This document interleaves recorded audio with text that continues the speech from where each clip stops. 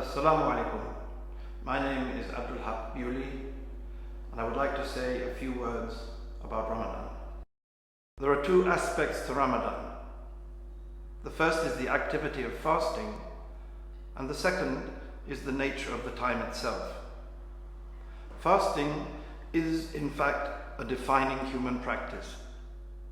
Any healthy, hungry creature, other than a human being, will, if offered food it likes, automatically consume it.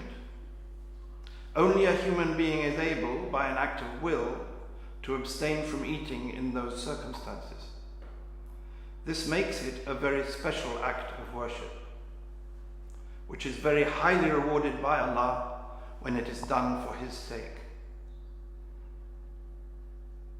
There are many benefits to be gained from it, not least of which are the well-attested medical ones. There is no doubt that it is excellent for our bodily health.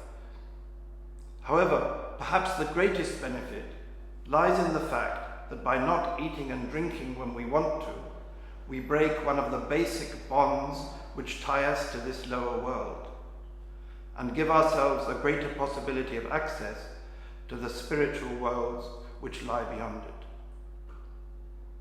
There is no doubt that Ramadan is a special time. Every Muslim knows this. It is somehow qualitatively different from every other time. This is quite independent from the activity of fasting.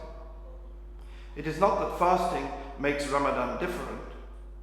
It is rather that Allah has made it obligatory for us to fast during Ramadan so that we can gain the maximum benefit from its specialness as a time.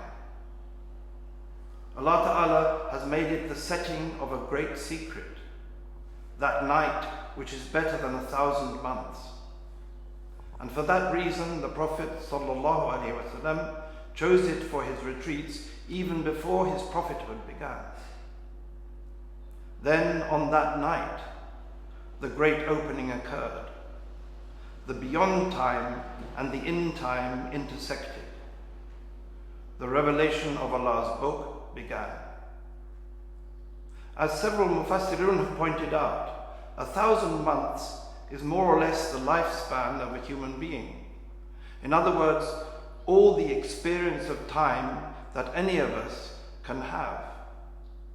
So what is being indicated by the description in the Quran of the Laylatul Qadr is that it is out of time. A moment in the year when a window opens for us onto timelessness, when we somehow have access to the very presence of Allah. It is this moment which permeates the whole month, so that in it the gates of the garden are open and a faint resonance of the soft and fragrant breezes from them waft down to us in this world, and the shayateen, which usually crowd in on us, poking at us and making it difficult for us to remember Allah and act rightly, are chained up, giving our hearts a welcome taste of ease and freedom. This is why good action is so highly rewarded during it.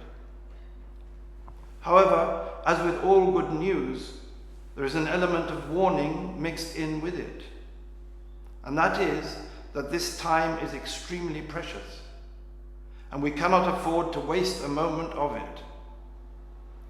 At first, the whole extent of Ramadan seems to stretch out abundantly in front of us. Plenty of time, we say to ourselves.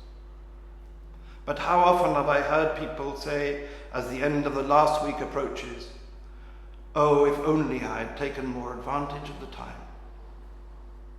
So let us this year be people who take full advantage of this priceless blessing from Allah. Let us increase in our ibadah. Let us be generous in our giving. Let us curb our tongues and open our hearts. Let us be ready and waiting when the Laylatul Qadr arrives so that we can receive the great gifts it offers. Let us reap every benefit from this Ramadan, allowing ourselves to be changed by it in a way that will enable us to go out from it renewed. and able to take on to the full the task of re-establishing Allah's Deen and implementing the Sunnah of His Messenger sallallahu alaihi wasallam in the world around us.